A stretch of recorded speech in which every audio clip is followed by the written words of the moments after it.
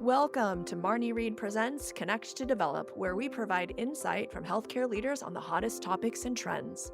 Hello, listeners, and I cannot wait to introduce you to Emily Ast, Esquire, founder and attorney at Ast Physician Contracts. Hi, Emily. Hi, how are you? Thank you so much for having me on the call, Marnie. Can't wait to share your expertise with listeners everywhere. So, for over 18 years of experience in various roles as a practicing attorney and running a business that negotiates everything from employment terms to protecting intellectual property, what is your favorite aspect about the strategy involved in negotiations? Sure. My favorite aspect is facilitating the process such that both parties are heard, understood, and we reach an end result that's great for everyone. I think this is really how long-term fruitful relationships are formed, and I do think of a contractual negotiation as a relationship as opposed to a one-time transactional interaction. If people think of it as a one-time transaction where there's a winner or loser, that does not usually lead to a beneficial relationship. If it's an employment relationship and that person's going to be employed over time, or say it's, consulting and there's going to be some work together, that does not breed the right kind of environment for a good, positive, long-term relationship. And so I really do think of finding the win that's a win for everyone and bringing everyone to the table to make that happen. Completely agree with that. For the sake of this discussion, let's chunk out 3 negotiation scenarios to review. So the first one will be a first-time negotiation with a new employer. So whether this is someone coming out of residency or fellowship, or they're transitioning from one practice to another. The second will be a second contract. So maybe going from junior into, or actually from early career into a partner position, or moving, through the professorship levels at an academic institution. And the third one will cover negotiations between 2 parties entering into an agreement where intellectual property and the value and future revenue tied to that will be shared. For the first scenario, new employment contract negotiations, can you lay out the most important factors to keep in mind during this negotiation? Sure. I would say that asking really specific questions about what the job will look like through the interview process, and then trying to document as much of that as possible in writing in the agreement is really important. And this can be time and locations, things like call coverage, support services like PAs. You really want to find out if you'll be spending hours in the car driving, or you're not going to have office and OR time to actually become productive. Sometimes people don't ask these questions and then they feel blindsided when they start and it's not the life that they expected, which really leads to overwhelm and unhappiness in their first jobs. So I try to put these elements in the offer letter or contract, even if it's an anticipatory language that can be changed later with everyone in agreement, meaning the employer can't just decide to change your location without your consent once you've started. As long as there's a way to adjust it as needed over time with the agreement of both parties, it's okay and it should be listed in your agreement what the expectation is. And so that is set ahead of time. Also, sometimes these negotiations are done over a year ahead of time before the actual start date. So a lot can change in a year, and it's really good to get those things in writing. Also, if it's a private practice where there's a partnership opportunity down the road, asking about what that path to partnership is going to be like and what is the typical distributions or other benefits from partnership, as well as the commitments, right? Is there a buy-in and how does that work? These elements can sometimes get glossed over during the negotiation process or the interview process as well, and don't give the right or a full picture of what the job will actually entail. And then another thing I'd like to mention is for people to keep in mind that when someone starts in an employment situation, their salary is being supported and they do cost the group or the practice of the hospital money. But by the first year or so, usually that's around between year 1 and 2 is the inflection point where someone is starting to bring in revenue that is over their compensation, their salary. And so then they are really making money for the group or the hospital. So when you think about contract negotiations, it may be easier to think about negotiating things that, if you want more money or other perks, that would kick in as you start generating real revenue for the group. That's just usually an easier yes and an easier commitment for everyone to make, because you are also making the commitment on your side to work hard and that you'll be rewarded once that is benefiting everyone. The last thing I'll mention here as really good things to think about in this first contract negotiation is what happens if you do want to leave. We know the high statistics about physicians leaving their first jobs, and it is important to look at these provisions. As an example, I recently reviewed a contract where buried towards the back of this contract was a provision that said the person had to pay a full year's salary as liquidated damages, basically a penalty if they left in the first 2 years. Something like that is not industry standard, and we raised this and it was agreed to be removed in order for this person to be comfortable with that arrangement. And of course, non-competes are still around for now, as this is being recorded in July of 2024. The FTC rule has not gone into effect yet, and in all likelihood will not go into effect. And so that is something to still review carefully as well, to see if you can live with the non-compete provisions or if you need to ask for an adjustment there. And that obviously depends on state law where you're going to be practicing. I will say on the non-competes, the things that I really look at for a large academic center that may have a restriction on other large academic centers, there's often ways to add exceptions or carve-outs for satellite locations of those places, so that if you really did need to leave and wanted to join another academic center, you could deal with not being at the main campus maybe for 1 year and having to drive to a satellite just for that 1 year period or whatever it is, so that you could leave and join that competitor system, and have that set up for a long-term arrangement. And then for private practices, the limits and on the scope that I'm talking about can be mileage, but also more typically it's location from where the non-compete runs, because they often will say all offices or all locations. But in many instances, I do have success limiting this to the primary location or locations where the person has actually been practicing and maintaining a clinical practice, as opposed to any office location anywhere. So I think those are the big points that I would emphasize on that first contract negotiation. And for the listeners who don't understand that last point, think of all of these super groups out there where there's locations all over the state, or if you end up at a health system where they've literally got locations in multiple states and you have to leave that part of the country. So I think that part is key. And it's, I get oftentimes texts from residents and fellows that I've met along the way saying, hey, do you really think I need an attorney? And I always say, I've seen you at Academy, or I've seen your Instagram travels. Trust me, spend the money. If you ever need to make any adjustments or leave for whatever reason, it's worth it.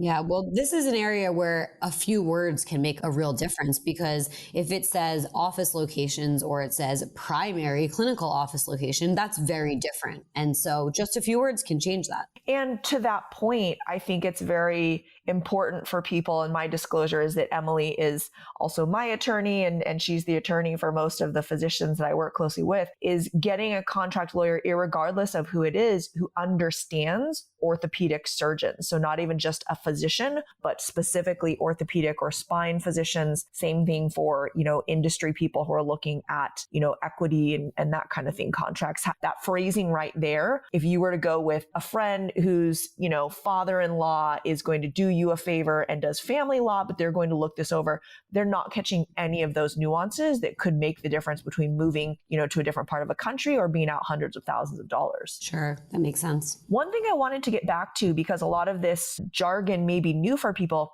for private practice, when you talk about the path to partnership, can you explain a little bit about what a distribution is and how important that is to understand? Of course, yes. The way that the partnerships often work in private practice, and there can be different setups in different situations, but generally speaking, after a few years of employment, you would be offered an ability to buy into a partnership where everyone is going to share equity in the group practice. So an entity, usually a professional corporation, depending on the state, could be an LLC, et cetera, is formed, and all of the partners are owners in that practice. So you actually become a business owner at that time once you have bought in, meaning you've paid some money for shares of the overall entity. And once that happens, typically there's various ways that compensation is done. Sometimes there's a hybrid, you eat what you kill model where people take home basically their own profits from their collections after paying a shared level of overhead,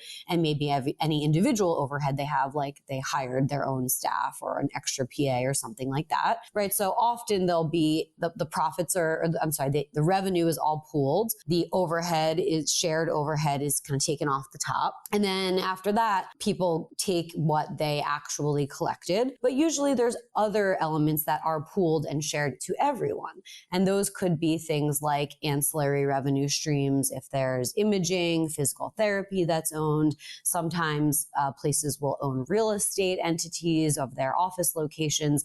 So there are other opportunities often that come along with partnership for income that is different than a direct medical service. And so that you are providing, like your in-office treatments, or if it's surgery, the surgeries that you're doing. And so that's what I mean by distributions. I mean those shared allocations that are distributed based on your percentage of ownership. And that is to be compliant with the various regulatory laws out there, such as Stark and anti-kickback. But in general, your distributions will be that shared piece of the pie, so to speak. So illustrative example, I'm a fellow, I'm looking at this private practice. It's a very large practice. I go in and I understand that the buy-in is, X hundreds of thousands of dollars once I, get to become partner. And this entity not only has everything from, an MRI, they've got x-rays, they've got PT that I understand they own. They do own, some various real estate, and they also have a large equity ownership in an ambulatory surgery center that I want to get into. Are you seeing where the partnership buy-in incorporates all of those, or what questions should someone be asking about the various ways to get distributions from those three? Whether you've got the physician clinic, you've got the ancillaries that are not ambulatory surgery center, and then you've got the ambulatory surgery center. Yes, sure. Definitely something to ask about. Many private practices are joint venturing or buying equity in ASCs. And so that is absolutely a very good question to ask. More typically, the ASC piece is something that is offered as a benefit of partnership, meaning once you become a partner, the group will enable you to buy into the ASC. But that is a distinct buy-in separate from the group. And that is because of the regulatory rules around anti-kickback, that to be an owner in an ASC, there are eligibility requirements of actually doing a certain number of your eligible surgeries at that ambulatory surgery center. And so typically, and I don't want to get into too much of the legal jargon and the legal structure, but typically you would be buying directly into the ASC as a shareholder, as opposed to buying into your group, which then owns a piece of the ambulatory surgery center. That's on the direct contracting side for revenue from that surgery center, because you'll be paid the percentage of your ownership percentage. So that is usually a perk that comes along with partnership. Often you are not permitted, the group will not permit you to become and to buy into a surgery center that this group is affiliated with until you are a partner. But it is usually a separate buy-in, and so that's another piece to understand economically what that's going to look like. Thank you for unpacking it. I definitely want, because you mentioned so much that in the interview process, getting a lot of this information is through. So wanted to make sure that they delineated between that. So, okay, what does the negotiation cadence look like? Once again, we're still on that first scenario where it's your first time with this employer. Sure. Typically after a final interview, a formal offer would be extended, and some employers will send an offer letter or a letter of intent first before the formal legal agreement. An offer letter is a non-binding letter typically that outlines the main elements of employment, like job duties, requirements, salary and compensation, maybe signing bonus or other benefits. And I want to clarify here, this is an important point, that by non-binding, I mean that you do not have to take the job, meaning once you move on to the next phase and you receive the full employment agreement, you could still decide this is not the right job for me and turn it down. You are not actually signing the official employment agreement that agrees to accept this job. However, I do not mean by non-binding that you can then turn around, just sign it as is because you figure it's not binding, and then turn around and ask for completely different terms once you get the formal agreement. The offer letter or the letter of intent does form the basis for the legal agreement. So once you agree to compensation or other terms in that offer letter, it's very difficult to change your mind. You've really lost your leverage at that point to change your mind and ask for something else later when you're provided the full contract, because you've already agreed to that. And so I do see sometimes people make the mistake of just signing the offer letter because they figure it's non-binding, let's get to the next stage, without stopping to really review and negotiate the main terms at that. And then not everywhere does offer letters. Many employers will proceed to sending the full employment contract. So then the next step is to review it or to have someone like me review it as well. And I typically compare compensation with, say, national benchmarks, but also my own data based on the hundreds of contracts I've negotiated, and review the overall arrangement to ensure that the scope of work and the responsibilities and all of the benefits are clearly included. An important piece here is that I ask my clients to fill out a detailed questionnaire that helps me understand their priorities, main concerns, and also what was told to them in the interviews, so that we can ensure that those things are included in the contract if appropriate.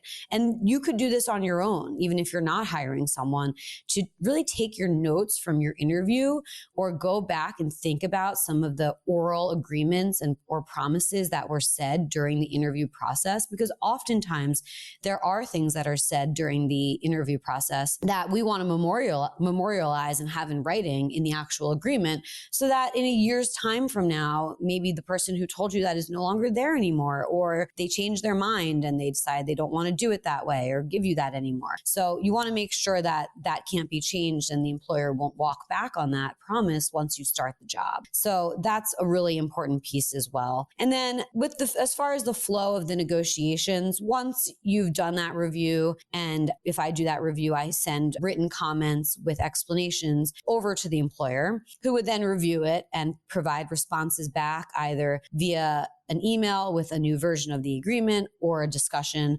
There's usually one or two back and forth conversations, I would say, about what areas they can change and what they can't, and finding a happy medium there and a compromise that works for everyone. And then after obviously discussing with my client before we accept or move forward with anything, I may counter certain items or compromises and request one thing, but be okay with living with another thing the way it is, right? It's a give and take. And like I said, you want to find something that wins for everyone.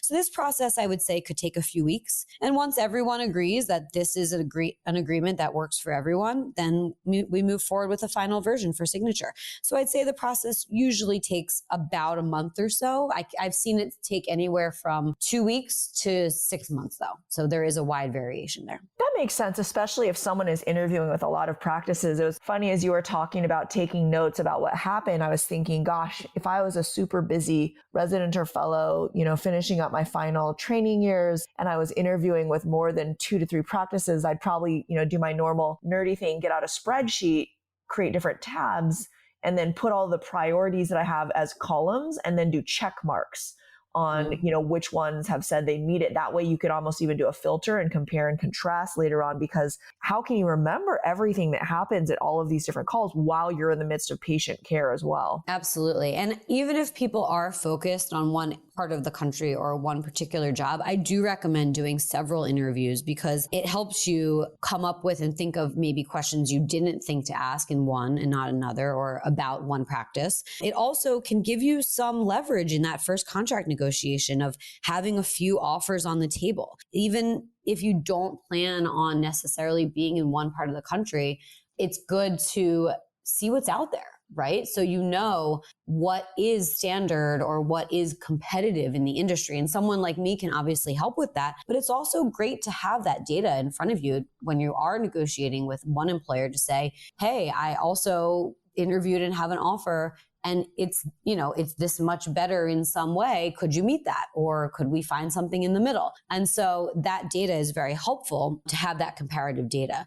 And then also the contract negotiations can sometimes take a little bit more amount of time intentionally. If someone is looking around for they're considering a few different options or a few different places to go, you maybe don't want to agree and line up and say yes to your first one. You want to continue that process for yourself. And so sometimes an area where I'm assisting is to keep a contract negotiation open and keep the dialogue open while someone is taking that time to continue to interview at other places. That makes a lot of sense. So let's stick on this leverage point. So we've got multiple offers as one of the ways to leverage, whether it's terms you want or resources, et cetera. What other leverage points have you been able to utilize to obviously mutually beneficial, but to make sure that the priorities that your client has listed out are met? Sure. That's really thinking about what person's expertise is in and any areas of particular interest and passion to them. So maybe that's research and education.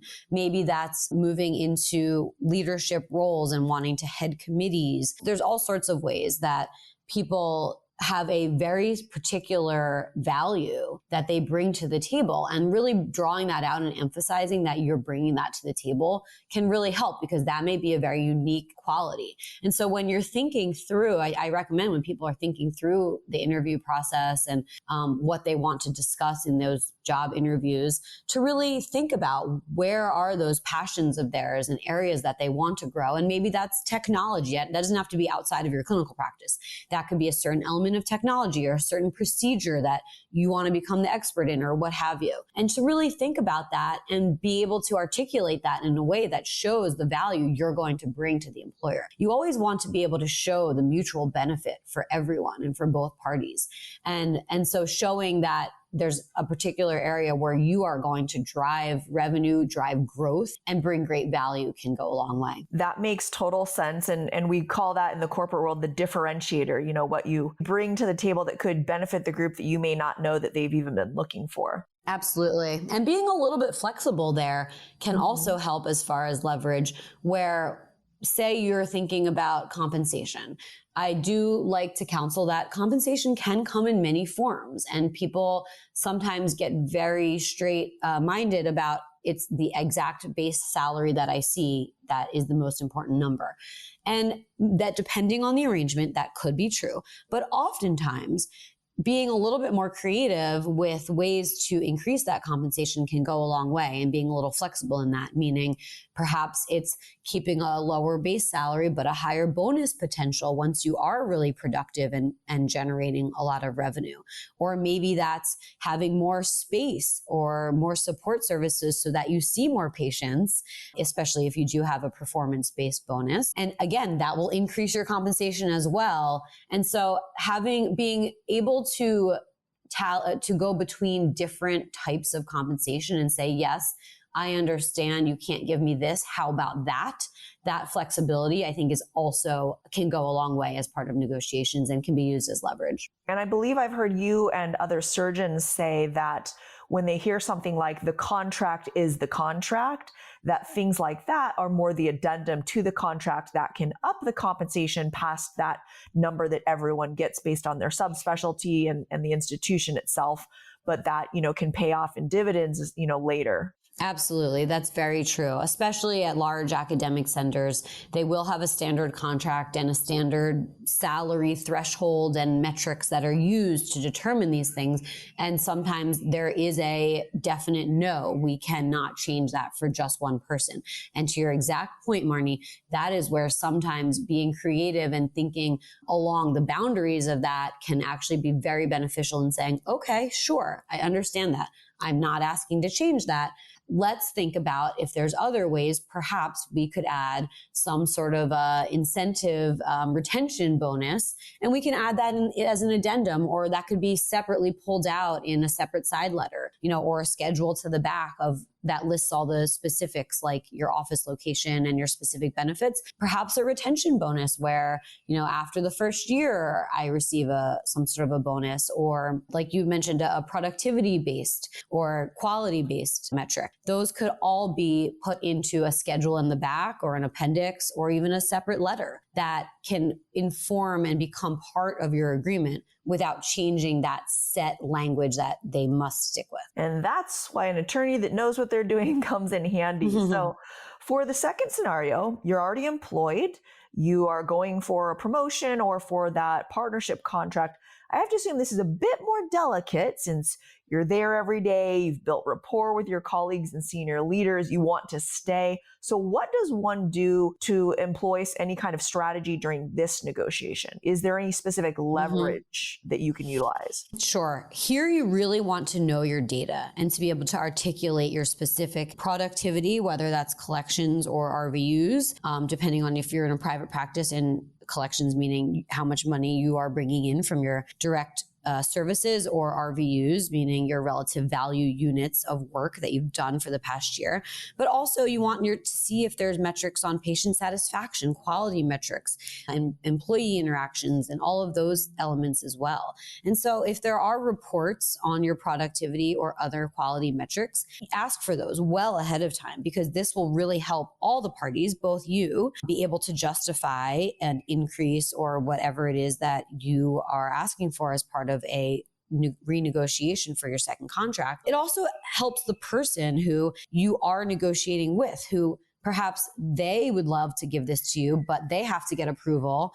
It has to go up the chain and got to get approval from higher up people as well. And so that can help justify that and can help them make the case for you as well. So I would say requesting and getting your data around all forms of metrics can be very helpful. My second thing here is to start these conversations earlier than you really think. I would say start conversations with your direct manager or the department chair or the person who is in charge of this area about 6 months before the actual renegotiation time. I see far too often people waiting until their new contract is put in front of them. And that's sometimes a month or two before the renewal date. And then by the time they review it, think about what they want to ask for. Try to set up the appropriate meetings with maybe their mentor or the department chair, which then when that person then has to take it back to HR or to people more senior than them and set up those meetings. And by the time you try to do all of these meetings, the time is up and it's renew now or you have no active contract. So people feel the pressure and just end up renewing on whatever terms are put in front of them. So if you can get ahead of that and start those conversations about what your next term of your employment is going to look like early on, that will give enough time to actually work through these conversations. That is a critical piece, that starting early, because I'll tell you, I've had a lot of friends that have told me that they have been trying for anywhere from months to years to actually get their true data value, because it goes into this system that they don't have access to. So finding out what are their true collections, and then not just looking at one thing, but looking at the overall value that they bring to that department or group, because it's not just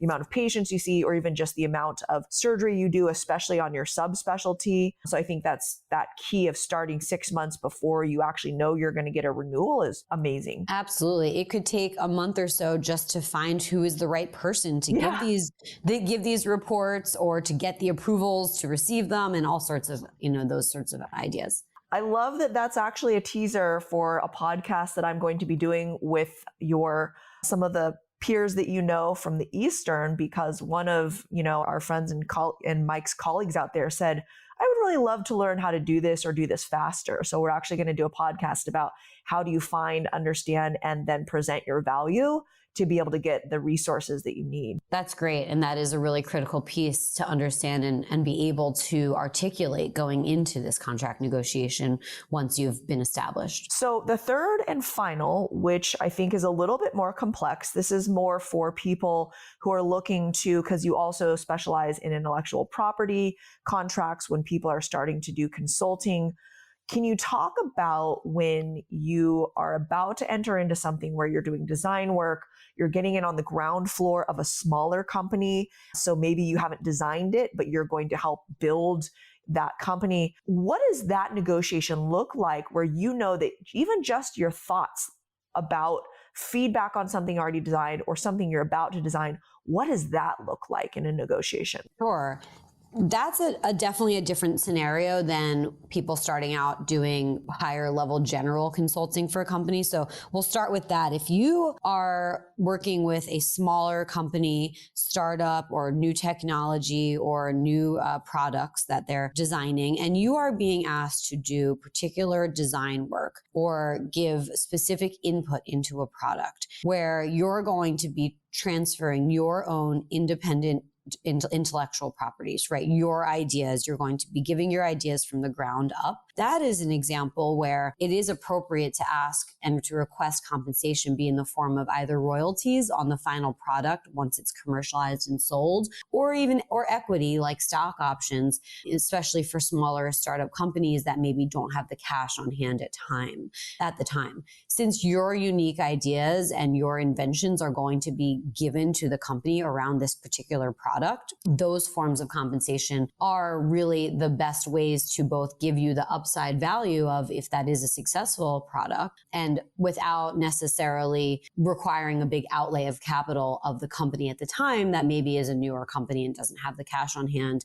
to pay a lot of fees at that time during the development. So that's a really good time to ask for those forms of compensation and sometimes with newer companies, it's a bit of a risk, right? It could not sell well. The company could not do well, but there's perhaps a higher risk with getting equity or royalties, but there's also higher benefit potentially as well. So that's something to think about. You mentioned that this is different than getting in on the ground floor. I would assume that many surgeons, and you know so much more than I do, start with the typical, I'm going to do a couple of labs, I'm going to teach a couple of courses. And then as you do a good job, or as you're out there hopefully actively talking with marketing and upstream marketing, which is doing the R&D or working with R&D.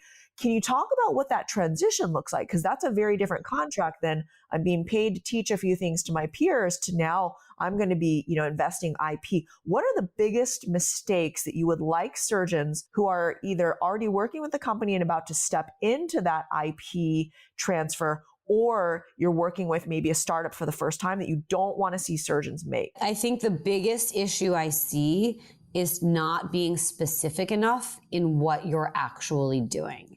In that either when people are transitioning from a general hourly consulting contract for teaching and education or for running labs, et cetera, or they're working with a new company, sometimes the language is written very broadly as to the scope of the work.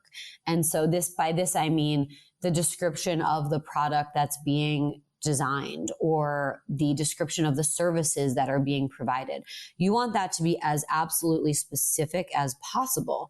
And I say this because oftentimes these contracts will contain provisions, which makes sense. This makes sense and it's understandable. You're transferring your intellectual property in exchange for compensation. And so all intellectual property that is underneath the scope of this agreement is transferred to the company by virtue of this contract.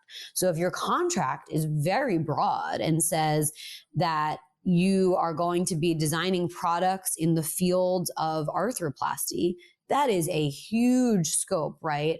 And royalties are usually only paid on the actual product sales, right? So if you are signing an agreement that has a general definition of what the services are, and it's an entire field of work, but you are actually only getting paid on a particular product, there's a disconnect there. You're giving more than you're getting, right? You're giving up IP very broadly. You're also usually the same IP scope is also what governs the scope of a non-compete, in that you would also be not able to do the same or similar services for another company. So again, if the scope of the services is all arthroplasty, you are really going to be boxed out from taking on other engagements that may be interesting to you. So if you can keep it specific to the particular type of, hip cup that is being designed, then both only the intellectual property that relates to that specific product is what gets transferred. And also you're free to go do something on knees with somebody else because it's not a conflict. It's not the same or similar to what you're doing for this company. So that's where I think people get themselves into trouble, where then they come back later and say, I want to do something else with another company. I was given another opportunity, or, hey, wait a minute, I have this idea on something else and now they're telling me they own it. Yeah, that's something that I think very few people would have thought about, is just that scope and how broad or narrow it should be. And that actually applies to general consulting agreements as well that aren't product specific, in that people do often start out with an hourly rate for running labs or teaching and education. That's a great way to get started. I think my same advice goes there, in that keeping it specific to the services. And oftentimes in those situations, you don't know what all the services are going to be, right? Because they have in mind, oh, we want you to maybe do this lab and maybe teach this course. So you might not know them at the time you're signing the agreement. And this is where I use schedules or work statements, you can call them. Companies call them different things, where your general consulting agreement says you're going to do the services that are further defined on either a schedule or a work plan or a work statement. And that way, as you do things, you do a lab on a hip cup, you do a training session on a particular knee part, those things get either added to the schedule, or there's usually going to be a work plan that specifies about how many hours it's going to be. You know, can you please do this for us? It's going to be 2 hours and here's the topic, right? So that document forms part of the agreement and actually defines the scope of the services. So then the same logic applies, where in that case, your intellectual property and the non-compete provisions of what you can't do for others is limited to what you're actually doing over time for this company, as opposed to an entire field. That makes sense. So let's talk about this, because it's not always just early career surgeons that are starting for the first time in consulting, whether it be, initial labs or training salespeople and your peers, to then transitioning.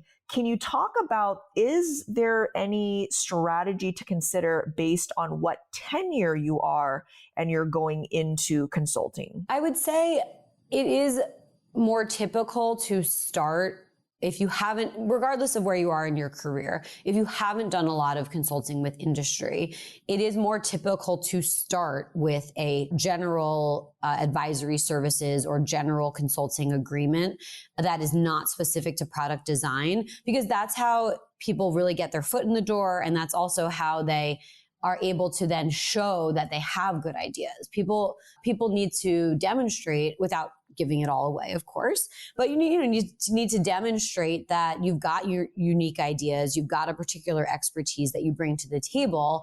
And usually that's how people are then offered the specific design agreements or, early startup type opportunities, is once they've shown in a more general manner that they really have that knowledge and expertise to contribute. That makes sense. Well, this has been extraordinary. I'm sure people were furiously taking notes, as it is at every one of our FPA courses.